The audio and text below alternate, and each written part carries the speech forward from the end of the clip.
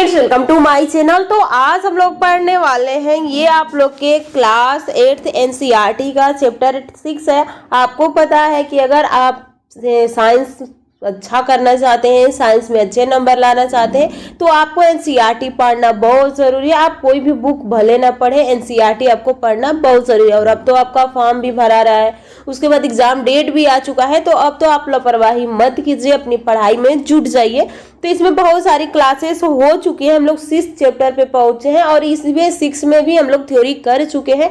आज हम लोग करने वाले हैं जो एग्जाम्पलर दिया है एनसीईआरटी एग्जाम्पलर, क्योंकि हूबहू वही क्वेश्चन उठा के आपसे पूछ लिया जाता है। तो चलिए आज हम लोग वो करने वाले हैं। ये थ्योरी की क्लासेस नहीं किए हैं तो आप लोग जरूर कीजिएगा, और ये एकदम आप लोग का एनसीईआरटी ही, आप एनसीईआरटी पढ़िए या ये जो मैं पढ़ा रही हूँ उसको पढ़िए और ये पीडीएफ को रिवीजन कीजिए, आपका तैयारी बहुत अच्छा हो जाएगा। तो चलिए ये सारे हम लोग कंप्लीट कर चुके थे, तो आज हम लोग को पढ़ना है जो एनसीईआरटी एग्जाम्पलर। ये चाहे तो आप डाउनलोड भी कर सकते हैं एनसीईआरटी के वेबसाइट पे जाके।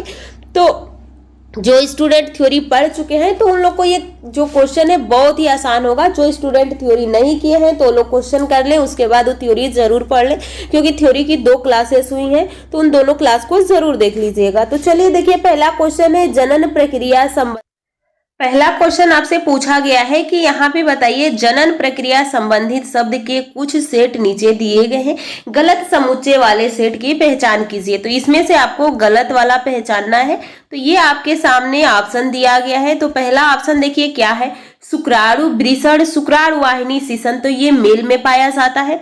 रजोस्राव अंडाशय अंडवाहिनी गर्भाशय, ये फीमेल में पाया जाता है।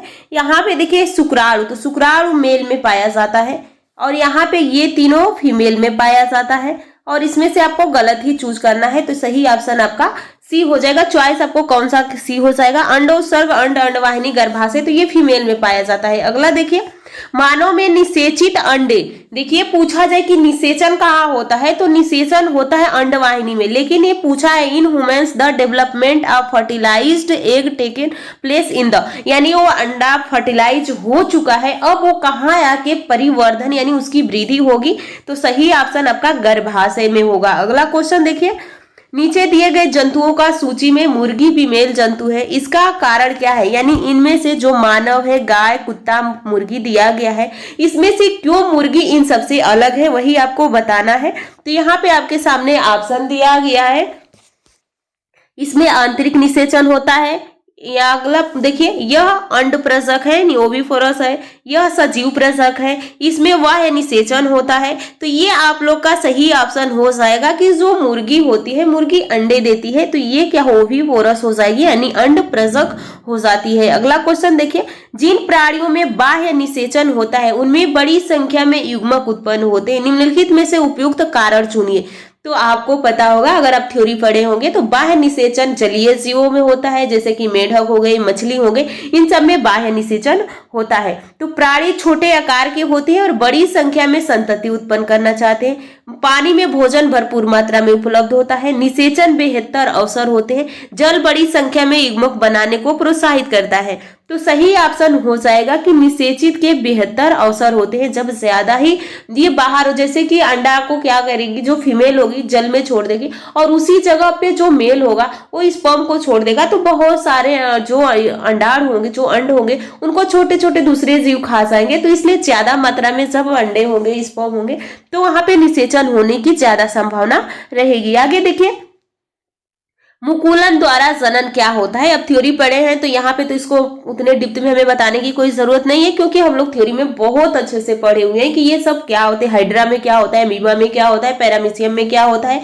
जीवाणु में क्या होता है। तो मुकुलन हाइड्रा में पाया जाता है। आगे देखिए, हाइड्रा मुकुलन के द्वारा ही जनन करता है। मानव में जनन के बारे में निम्नलिखित में से कौन सा कथन सही है। तो मानव में बाह्य निषेचन होता है, बिल्कुल गलत है, बाह्य निषेचन मानव में नहीं होता है। आगे देखिए, निषेचन के दौरान अंडाणु शुक्राणु की तरफ गति करते हैं। अगला देखिए, यहाँ पे देखिए दूसरा ऑप्शन दिया, fertilize taken place in the testis, उसके बाद निषेचन स्त्रियों के भीतर होता है।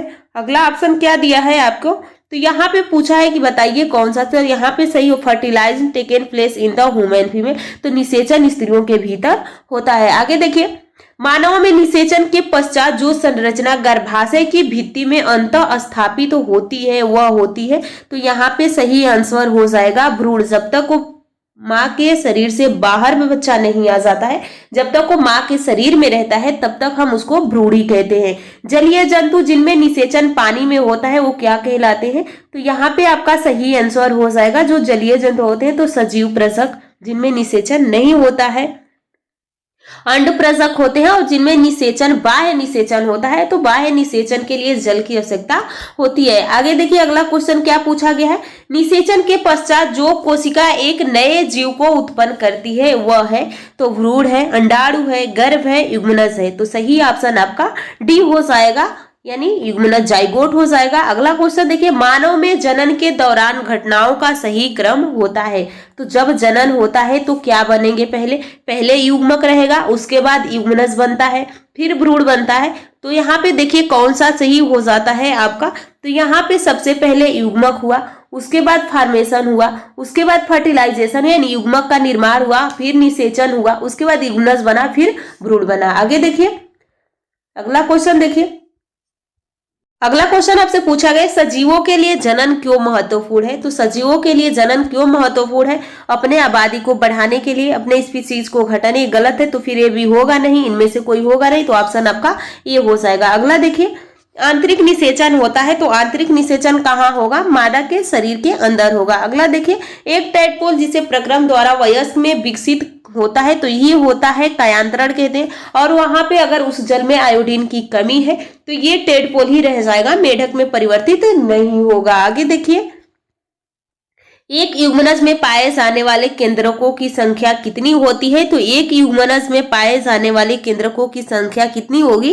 तो एक ही होगी। मादा के किस जनन अंग में भ्रूण का रोपण होता है? तो ये गर्भाशय में होता है। आगे देखिए अगला क्वेश्चन क्या है, कायांतरण क्या होता है? तो कायांतरण जो टेडपोल से मेढक बनने की प्रक्रिया होती है, और टेडपोल क्या है? एक लार्वा है। तो लार्वा का अंडे में रूपांतरण, अंडा का लार्वा में रूपांतरण, लार्वा का अयस्क मेढक में रूपांतरण हो जाएगा। अगला देखिए, मादा युग्मक होता है तो मादा युग्मक में क्या क्या होता है? तो मादा युग्मक में हमेशा XX होता है या XY तो मेल में होता है, तो सही हो जाएगा X। अगला क्वेश्चन देखिए, नर एवं मादा युग्मक का मिलान कहलाता है। तो जब नर और युग्मक मिलते हैं तो उसको हम क्या कहते हैं? निषेचन कहते हैं, यानी फर्टिलाइजेशन कहते हैं। आगे देखिए, एक अंड प्रजक जंतु है तो सांप, कौवा, गाय एवं दोनों। तो सही ऑप्शन आपका हो जाएगा ऑप्शन डी।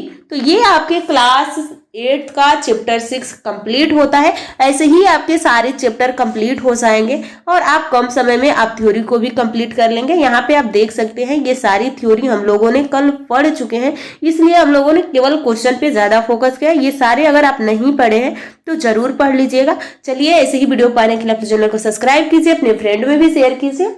बहुत जल्द हम लोग नेक्स्ट क्लास में मिलने वाले।